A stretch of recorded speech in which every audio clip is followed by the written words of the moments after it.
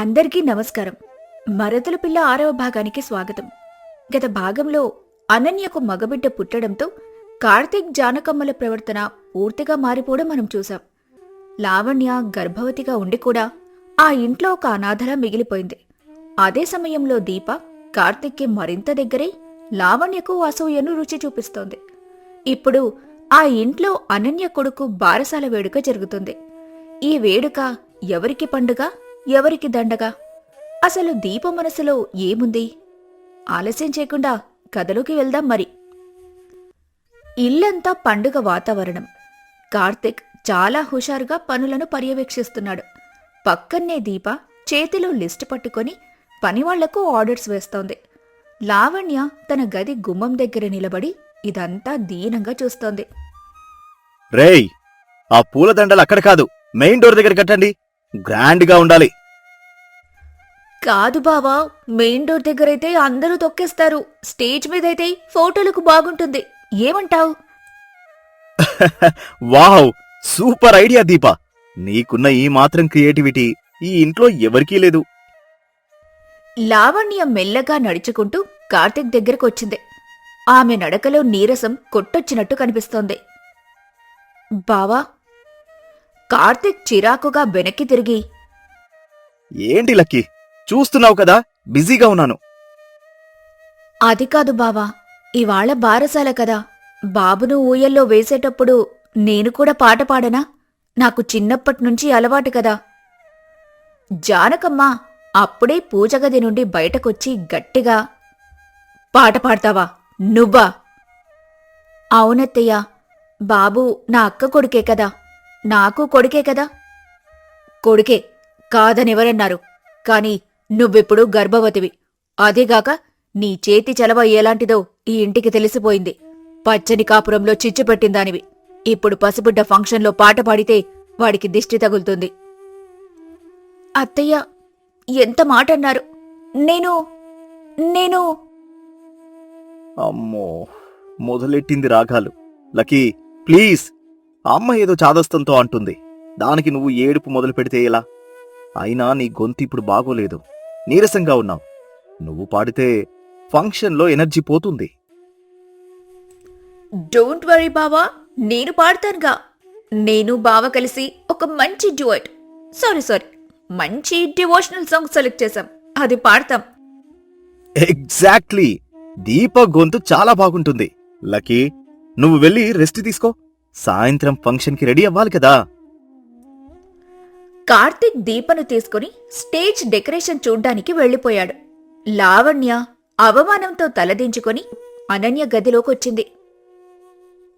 అక్కా? ఏమైంది లావణ్య? మళ్ళీ ఎవరైనా ఏమైనా అన్నారా? నన్ను ఎవ్వరూ మనిషిలా చూడటం లేదక్కా. బారసాల ఫంక్షన్లో నన్ను పాట పాడొద్దన్నారు. అత్త ఏమో నేను అపశకనమంటోంది. బావేమో నా గొంతు బాగోలేదు, దీప పాడాలి అంటున్నాడు. దానికి నువ్వెందుకు బాధపడుతున్నావు? వాళ్ళు నిన్ను గౌరవించడం మానేసి చాలా రోజులైంది.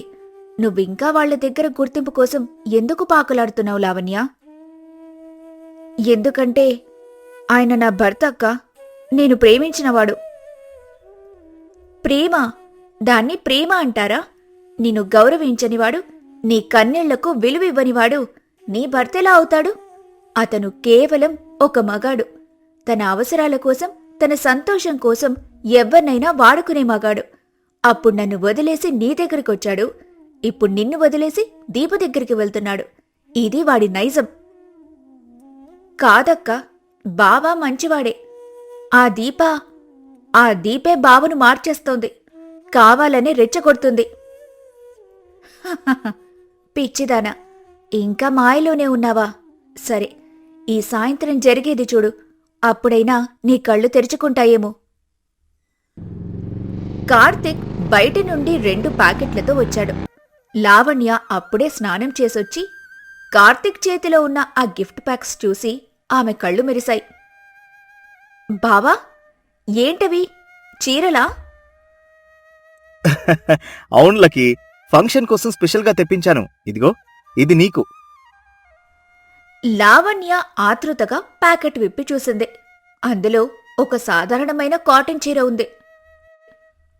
దాంతో ఆమె మొహం చిన్నబుచ్చుకుని, కాటన్ చీర? బావా, బారసాల ఫంక్షన్ కదా, పట్టుచీర కట్టుకుందామని అనుకున్నాను. లక్కీ, నీకిప్పుడు 7వ నెల. బరువుగా ఉండే పట్టుచీరలు కట్టుకుంటే నీకే ఇబ్బంది, ఉక్కపోస్తుంది. అందుకే కంఫర్టబుల్గా ఉంటుందని ఈ కాటన్ చీర తెచ్చాను. బాగుంది కదా? లావణ్య సరే అని తల ఊపుతూ, మరి ఆ రెండో ప్యాకెట్ ఎవరికి? అక్కకా?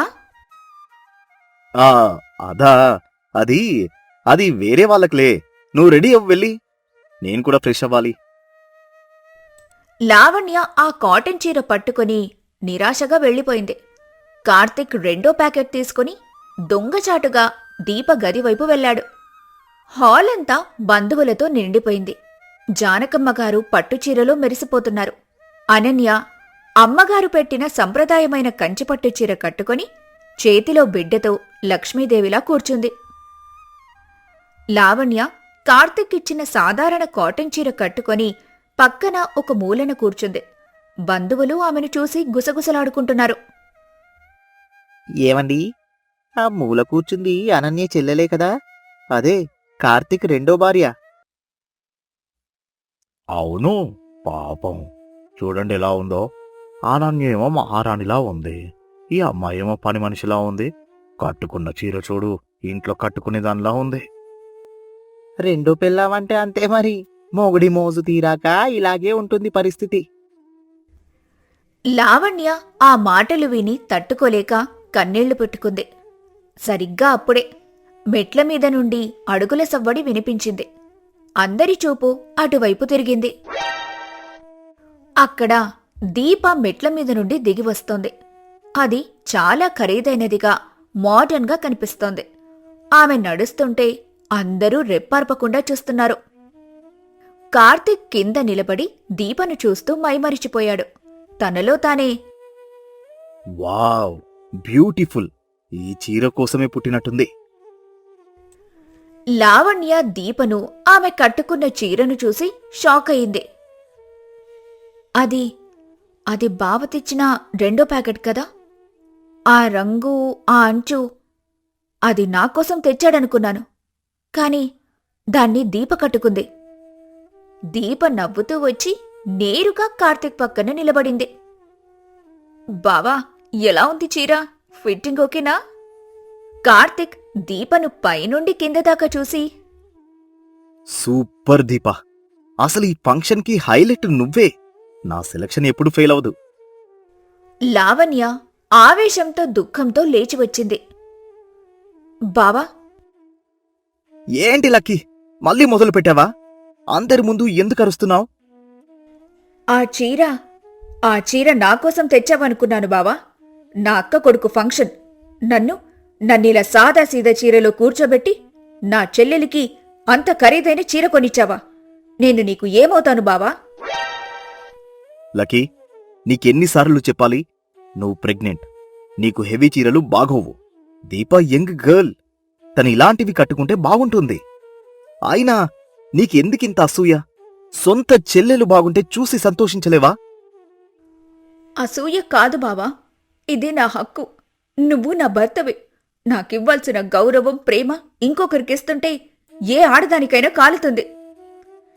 దీప చాలా కూల్గా, ఏ ఆడదానికైనా కాలుతుంది కదక్క, మంచి పాయింట్ పట్టుకున్నావు. దీప ఒక్క అడుగు ముందుకు వేసింది. ఆమె ముఖంలో ఇప్పటివరకున్న చిలిపిదనం మాయమై ఒక సీరియస్ లుక్ ఇచ్చింది.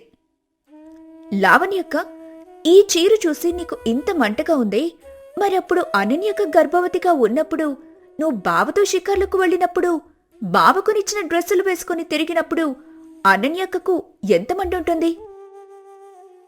దీపా, నువ్వెందుకు పాత విషయాలు తీస్తున్నావు?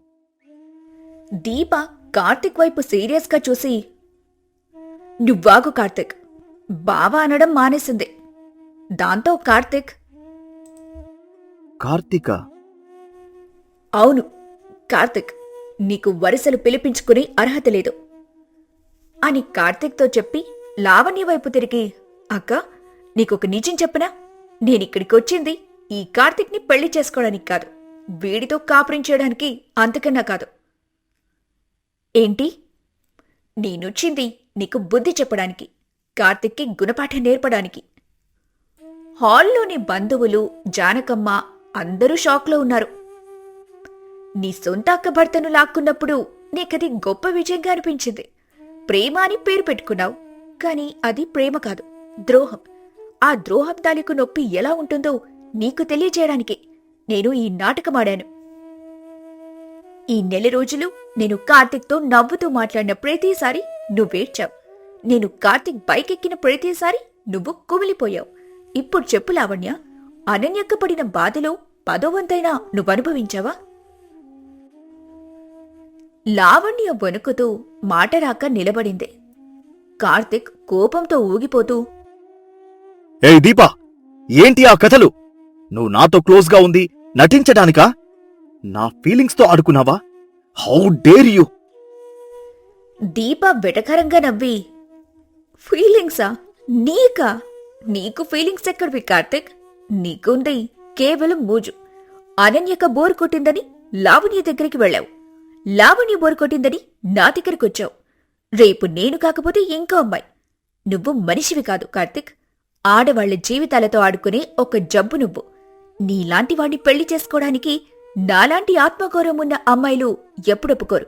ఛీ! ఏమే, మా ఇంటికొచ్చి మా తిండి తిని నా కొడుకునే అంటావా? బయటకు పోవే.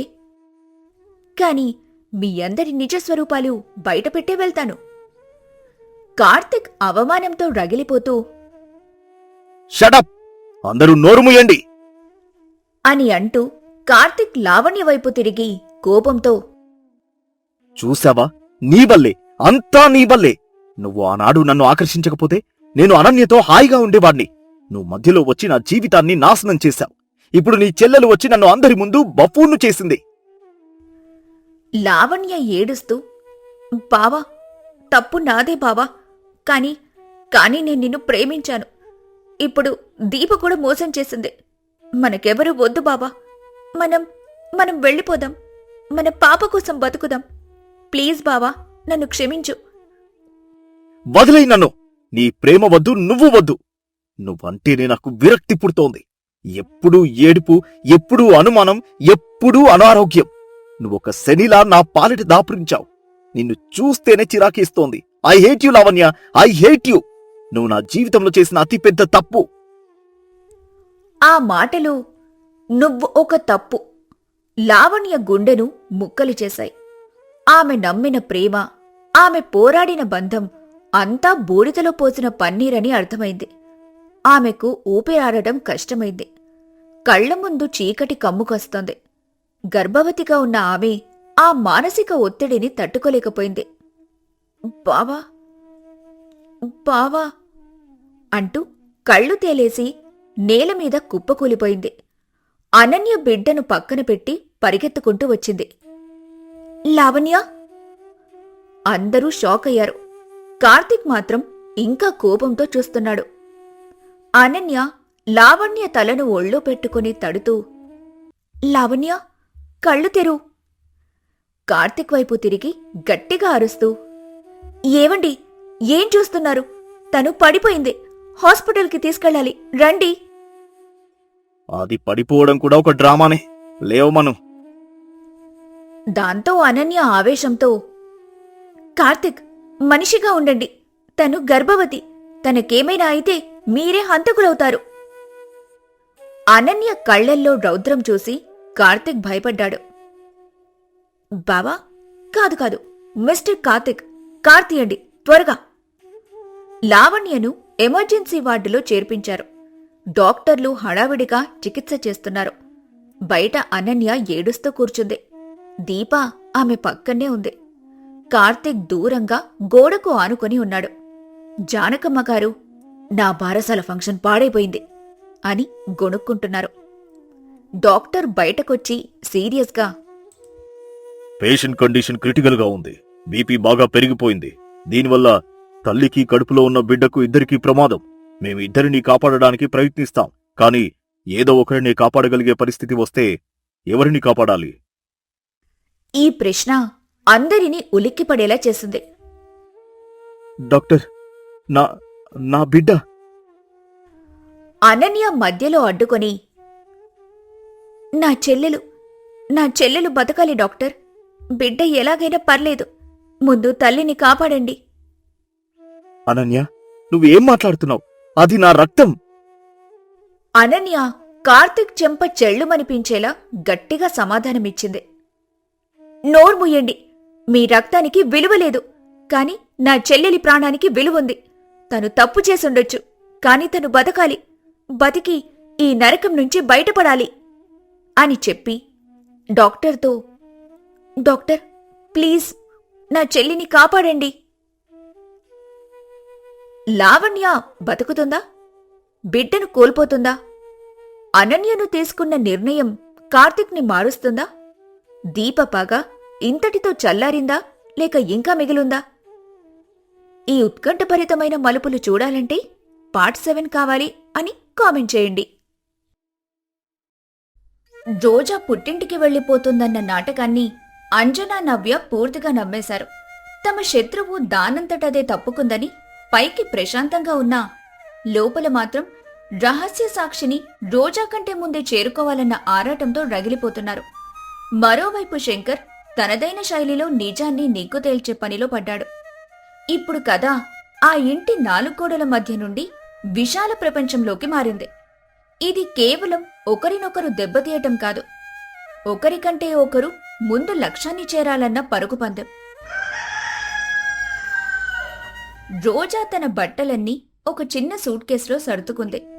ఆమె ముఖంలో చెప్పలేని బాధ, నిరాశ కొట్టొచ్చినట్టు కనిపిస్తున్నాయి.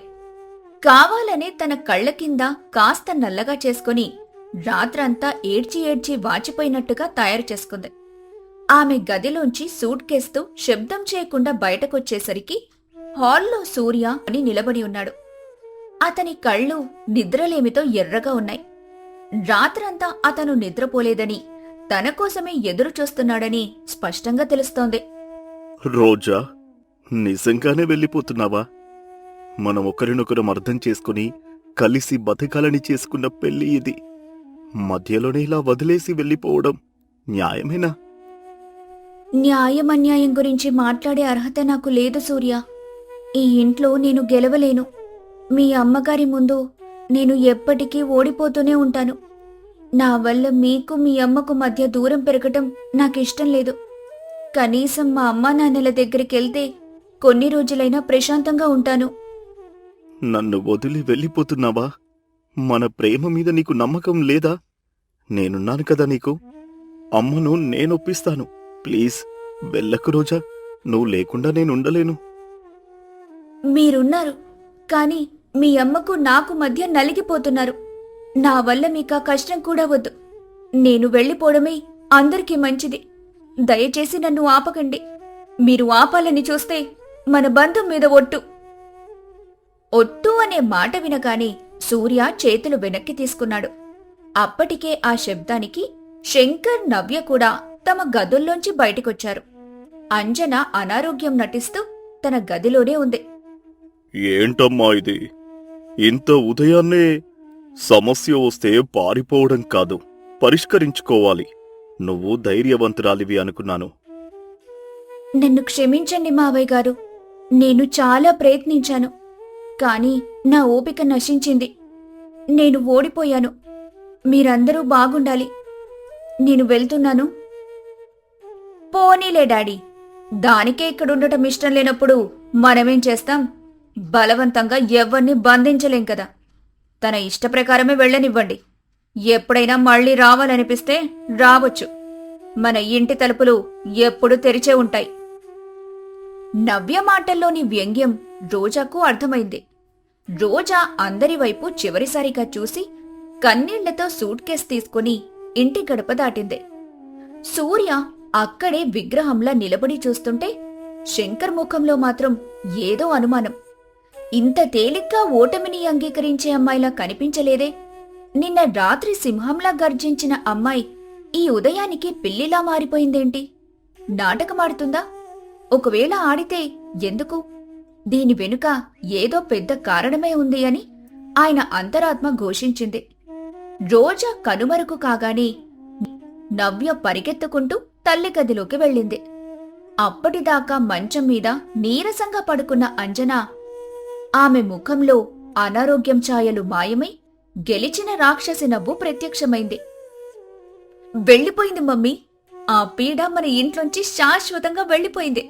దానంతటా అదే తోక పొడుచుకొని పారిపోయింది. మన గెలుపు మొదలైంది. ఇది గెలుపు కాదు నవ్య, కేవలం ఒక విరామం. అది పారిపోయింది, కాని అది రాజేసిన నిప్పు ఇంకా చల్లారలేదు. దాని వెనుక ఉన్నవాడు ఆ ప్రొఫెసర్ రఘునాథ్ గాడు ఇంకా బతికే ఉన్నాడు. అసలు సమస్యకు మూల కారణం వాడు. అవును మమ్మీ, ఇంతకీ వాణ్ణేం చేద్దాం? 25 ఏళ్ల క్రితం వాడు నా కళ్లల్లోకి చూసి భయపడ్డాడు.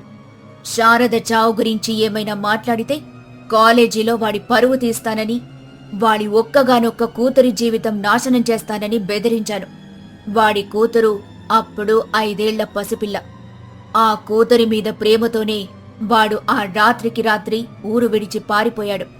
ఇన్నాళ్లు ఎక్కడ ఏ మూల నక్కాడు. ఇప్పుడు మళ్ళీ ఈ రోజా వల్ల వాడి పేరు బయటకొచ్చింది. వాణ్ణి ఎలా కనిపెట్టాలి మమ్మీ? హైదరాబాద్లో ఎక్కడున్నాడో? హైదరాబాద్లో మనకున్న కాంటాక్ట్స్ అన్నీ వాడుకో. వాడి ఫోటో నీ దగ్గరుంది. మనం కూడా ఇప్పుడే హైదరాబాద్ బయలుదేరుతున్నాం. మనం ఆలస్యం చేయకూడదు. ఆ రోజా నిజంగానే పుట్టింటికి వెళ్ళిందో లేక మనల్ని ఏమార్చి హైదరాబాద్ వెళ్ళిందో మనకు తెలీదు. మనం దానికంటే ఒక అడుగు ముందే ఉండాలి. చేరుకొని ఏం చెయ్యాలి మమ్మీ? ముందు వాడి దగ్గర ఆ చింపేసిన పేజీలున్నాయో లేదో తెలుసుకోవాలి. ఉంటే అవి తీసుకొని వాణ్ణి హెచ్చరించాలి. వాడి కూతురు ఇప్పుడు పెద్దదై ఉంటుంది. దాన్ని అడ్డం పెట్టుకొని వాడి నోరు మోయించాలి. ఒకవేళ వాడు ఎదురు తిరిగితే శారద దగ్గరికి ఎలా పంపించాలో నాకు తెలుసు. ఈసారి సాక్ష్యం అనేది లేకుండా చేయాలి. వాడు నోరు విప్పకూడదు ఎప్పటికీ. తల్లి కూతుర్లిద్దరూ ఒకరికొకరు మాట ఇచ్చుకున్నారు. వాళ్ల చూపుల్లో రక్తదాహం స్పష్టంగా కనిపించింది. రోజా తన ఊరు వెళ్లే బస్సు ఎక్కబోతున్నట్లుగా నటించి అందరూ చూస్తుండగా ఒక ప్లాట్ఫామ్ మీద నిలబడింది. తనను ఎవరూ గమనించడం లేదని నిర్ధారించుకున్న తర్వాత నెమ్మదిగా అక్కడ్నుంచి జారుకొని మరొక ఆటో పట్టుకొని హైదరాబాద్ వెళ్లే బస్సులు ఆగే ప్రైవేట్ ట్రావెల్స్ ఆఫీస్ దగ్గరికి చేరుకుంది. ఆమె తన ఫోన్లోని సిమ్ కార్డ్ తీసి విరిచేసి ఒక కొత్త సిమ్ కార్డ్ వేసుకుంది. తన పాత నంబర్తో పాటు పాత జీవితాన్ని కూడా తాత్కాలికంగా పక్కన పెట్టింది. బస్ ఎక్కి కిటికీ పక్కన కూర్చుంది. బస్సు కదులుతుంటే ఆమె మనసులో చెప్పలేని అలజడి. ఒకవైపు భయం, మరోవైపు పట్టుదల. సూర్యముఖం ఆమె కళ్ల ముందు కదులుతోంది. నన్ను క్షమించండి సూర్య, మిమ్మల్ని బాధ పెట్టాలని కాదు. కాని నిజం తెలుసుకోవాలంటే ఈ నాటకమాడక తప్పట్లేదు. మీ అమ్మ ఒక రాక్షసి. ఆ నిజం మీకు తెలిసే రోజు మీరే నన్ను అర్థం చేసుకుంటారు. అత్తయ్య, నువ్వు నీ కూతురితో హైదరాబాద్ వస్తున్నావని నాకు తెలుసు. కాని నేను నీకంటే ఒక అడుగు ముందే ఉంటాను. నీ పాపం పండే రోజు దగ్గర పడింది. బస్సు వేగంగా ముందుకు దూసుకెళ్తుంది. రోజా తన జీవితంలోనే అత్యంత కఠినమైన, ప్రమాదకరమైన ప్రయాణాన్ని మొదలుపెట్టింది. శంకర్ తన పాత స్నేహితుడు రిటైర్డ్ డీఎస్పీ అయిన ప్రసాద్ను కలవడానికి నగరంలోని ఒక ప్రశాంతమైన కేఫ్కి వచ్చాడు. ఇద్దరూ పాత జ్ఞాపకాలను నెమరవేసుకున్న తర్వాత శంకర్ అసలు విషయంలోకొచ్చాడు. శంకర్ శారద డైరీని టేబుల్ మీద పెడుతూ, ప్రసాద్, నేనొక పెద్ద సమస్యలో ఉన్నాను. నా జీవితమే ఒక అబద్ధం అనిపిస్తోంది. నీ సహాయం కావాలి. ప్రసాద్ ఆ డైరీని తీసుకుని చివరి పేజీ చదివాక ఆయన ముఖం కూడా గంభీరంగా మారింది. శంకర్, ఇది చాలా సున్నితమైన విషయం. 25 ఏళ్ల క్రితం మూసేసిన కేసు ఇది. ఆత్మహత్య అని ఫైల్ క్లోజ్ చేసేశారు. ఇప్పుడు దీన్ని మళ్ళీ తెరవాలంటే బలమైన సాక్ష్యం కావాలి. ఈ డైరీ ఒక్కటే కోర్టులో నిలబడడం కష్టం. అంజన తరపు లాయర్ శారదకు మతిస్థిమితం లేదని వాదిస్తే కేసు కొట్టేస్తారు. నాకు తెలుసు ప్రసాద్, కానీ నా భార్య ఒక హంతకురాలు కావచ్చన్న అనుమానంతో నేను బతకలేను. ఈరోజే నా కోడలు రోజా కూడా ఇంట్లోంచి వెళ్ళిపోయింది. బహుశా అంజన పెట్టే హింస భరించలేక కావచ్చు, లేదా ఏదైనా పెద్ద ప్లాన్తో వెళ్ళిందో అర్థం కావడం లేదు. తను కూడా ఆ చింపేసిన పేజీల గురించే మాట్లాడుతోంది. ఓ పేజీలు ఎక్కడున్నాయో నీకేమైనా ఐడియా ఉందా? శారద కాలేజీ ప్రొఫెసర్ రఘునాథ్ అని ఒక ఆయన ఉండేవారు. శారదకు ఆయనంటే చాలా గౌరవం. తను చనిపోయిన వెంటనే ఆయన కూడా ఊరు విడిచి వెళ్ళిపోయారు. బహుశా ఆయనకేమైనా తెలిసి ఉండవచ్చు. రఘునాథ్, ఈ పేరు విన్నట్టుగా ఉంది. సరే, నేను నా పాత కాంటాక్ట్స్తో మాట్లాడతాను. ఆ కాలేజీ పాత రికార్డులు, పోలీస్ డిపార్ట్మెంట్లోని ట్రాన్స్ఫర్ ఆర్డర్లను వెతికిస్తాను. ఆయన ఆచూకీ కనిపెట్టడానికి ప్రయత్నిస్తాను. కానీ నువ్వు చాలా జాగ్రత్తగా ఉండాలి శంకర్. నువ్వు నీ భార్యనే అనుమానిస్తున్నావని తెలిస్తే ఆమె ఏదైనా చేయగలదు. తనను తాను కాపాడుకోవడానికి ఎంతకైనా తెగించగలదు. నాకెలాంటి భయం లేదు ప్రసాద్. నాకు నిజం తెలియాలి. శారద ఆత్మకు శాంతి కలగాలి. ఇద్దరు మిత్రులు ఒకరికొకరు ధైర్యం చెప్పుకొని అక్కడి నుంచి బయలుదేరారు. ఒకవైపు అంజన, రోజాలు సాక్షిని వెతుకుతుంటే మరోవైపు చట్టం తన పనిని నెమ్మదిగా మొదలుపెట్టింది. సాయంత్రం వేళకు 2 వేర్వేరు బస్సుల్లో అంజన, నవ్య, రోజా హైదరాబాద్కి చేరుకున్నారు. వాళ్ల పద్ధతులు, వనరులు పూర్తిగా భిన్నంగా ఉన్నాయి. నవ్య తన కార్పొరేట్ పలుకుబడిని ఉపయోగించి ఒక ప్రైవేట్ డిటెక్టివ్ ఏజెన్సీ వాళ్లకి రఘునాథ్ ఫోటో ఇచ్చి నగరంలో ఉన్న అన్ని కాలేజీల రికార్డులు, ప్రభుత్వ ఉద్యోగుల డేటాబేస్ ని జల్లెడపట్టమని చెప్పింది. వాళ్లు ఒక 5 స్టార్ హోటల్లో సూట్ తీసుకుని అక్కడి నుండి తమ ఆపరేషన్ ని పర్యవేక్షిస్తున్నారు. I want his details by tomorrow morning. Use all your resources. Money is not an issue. Find out everything about him, his family, his weaknesses, everything. మరోవైపు రోజా ఒక సాధారణ మహిళల హాస్టల్లో రూమ్ తీసుకుంది. ఆమె దగ్గరున్నది కేవలం ఒక పేరు, రఘునాథ్, మరియు ఆయన ఒక ప్రొఫెసర్ అన్న సమాచారం.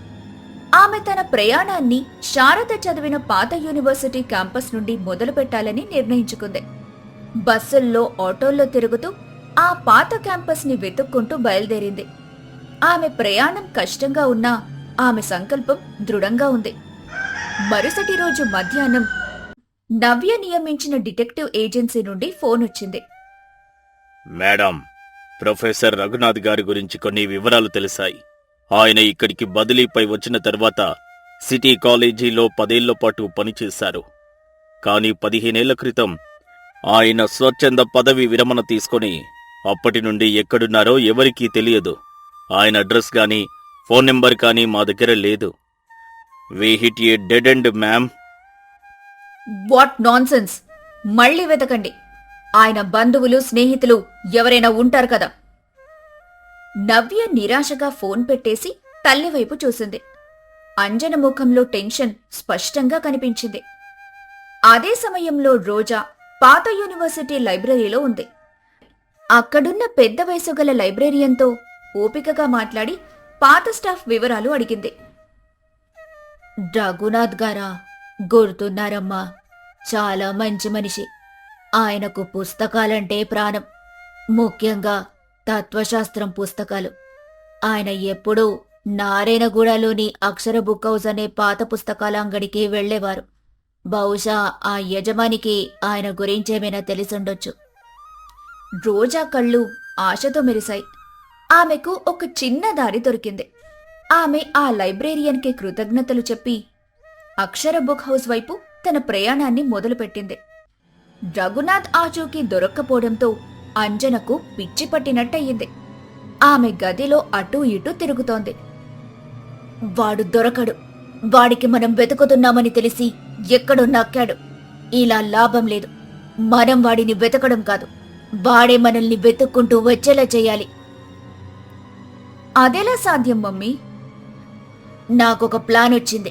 మనం ఒక పాత వార్తాపత్రికలో ప్రముఖ విద్యావేత్త, తత్వవేత్త శ్రీకాంత్ శర్మ గారు స్వర్గస్థులయ్యారు అని ఒక సంతాప ప్రకటన ఇద్దాం. శ్రీకాంత్ శర్మ ఎవరు మమ్మీ? రఘునాథ్కు, శారదకు అత్యంత ఇష్టమైన రచయిత.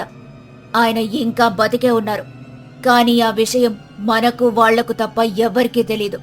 ఆ సంతాప ప్రకటనలో ఆయన శిష్యులందరూ ఫలానా రోజున ఫలానా చోట జరిగే సంస్మరణ సభ హాజరు కావాలని పెడతాం. ఆ రచయిత మీద ఉన్న అభిమానంతో రఘునాథ్ గాడు ఖచ్చితంగా ఆ సభకు వస్తాడు. అక్కడ మనం వాడి కోసం కాపు కాద్దాం. అంజన వేసిన పాచిక భయంకరంగా ఉంది. ఆమె ఒక బతికున్న మనిషిని చంపేసి ఒక అబద్ధపు సభను సృష్టించి తన పాత నీరపు సాక్షిని బయటకు రప్పించాలని చూస్తోంది. అదే రాత్రి హాస్టల్ గదిలో ఉన్న రోజాకు అజ్ఞాత వ్యక్తి నుండి మళ్లీ సందేశం వచ్చింది. ఆమె అప్పటికే అక్షర బుక్ హౌస్ యజమానిని కలిసి రఘునాథ్ గారు ప్రతి పౌర్ణమికి దగ్గర్లోని ఒక సాయిబాబా గుడికి వస్తారని తెలుసుకుంది. ఆమె రేపటి పౌర్ణమి కోసం ఎదురుచూస్తోంది. ఆమె ఆనందంగా ఉండగా వచ్చిన మెసేజ్ ఆమెను నిశ్చేష్టురాల్ని చేసింది. జాగ్రత్త రోజా, నీ శత్రువులు ఒక ఉచ్చు పన్నుతున్నారు. వాళ్లు సాక్షిని వెతకలేక సాక్షిని తమ దగ్గరికి రప్పించుకోవాలని చూస్తున్నారు. పాత వార్తాపత్రికల్లో వచ్చే సంతాప ప్రకటనల మీద ఒక కన్నేసుంచు. వేటగాడు ఇప్పుడు వేటగాన్నే వేటాడాలని చూస్తున్నాడు. నువ్వు మరింత తెలివిగా ఉండాలి. ఆ సందేశం చదివిన రోజాకు ఒళ్ళు జలధరించింది. అత్తగారి క్రూరత్వం ఏ స్థాయికైనా వెళ్లగలదని ఆమెకు అర్థమైంది.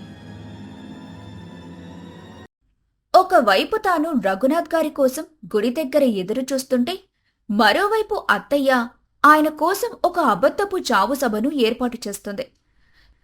ఇప్పుడు 2 చోట్ల ఉచ్చులు ఉన్నాయి. ఏ ఉచ్చులో ఎవరు చిక్కుకుంటారు? రేపు పౌర్ణమి. అదే రోజు అంజన ప్రకటించే అబద్ధపు సంస్మరణ సభ. రఘునాథ్ ఎక్కడికి వెళ్తాడు? గుడికా, సభకా? గడుసు అత్త పార్ట్ 7 కోసం మా వీడియోని లైక్ చేసి, కామెంట్ చేసి, షేర్ కూడా చేయండి. అలాగే రోజా టీవీ తెలుగు ఛానల్ని ఇప్పటివరకు సబ్స్క్రైబ్ చేసుకోకపోతే వెంటనే సబ్స్క్రైబ్ చేయండి.